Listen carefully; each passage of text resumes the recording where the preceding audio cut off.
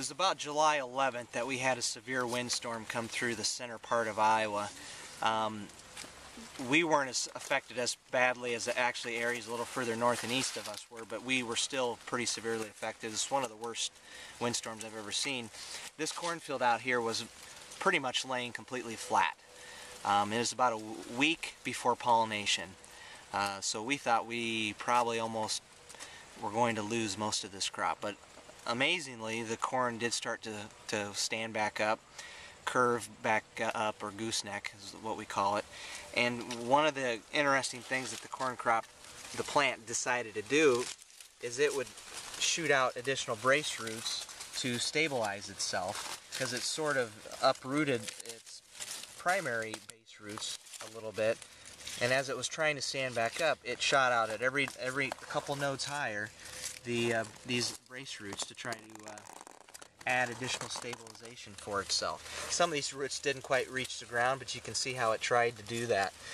We have a few fields too that it's probably 4 nodes high that this occurred in. I've never seen it do this to this extent before. I've maybe seen it do it maybe 1 node high, but never 3 or 4 like we saw in some of these areas. So, you know, amazingly, we still pollinated most of our corn pretty well. It had some issues, no doubt, and the heat on top of that complicated things. So this is not going to be our best corn crop by any means, but I guess it could have been even worse. So we're expecting about 160 bushel corn, give or take, through most of our fields this year.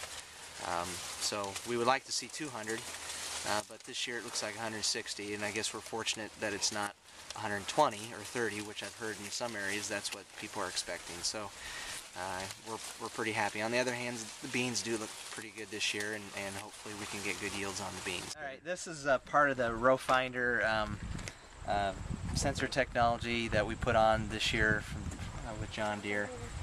This has helped us in our down corn that we have drive straight, because sometimes you can't even tell where you're going. You can't see the row. So this basically helps sense with the GPS that's in the cab, and it works kind of like an auto steer to try to drive straight based off of the base of the plant. And so your plant's kind of feeding through here, and it's using this to input the information to the GPS. So it's kind of an interesting tool. This is the first year we've used it.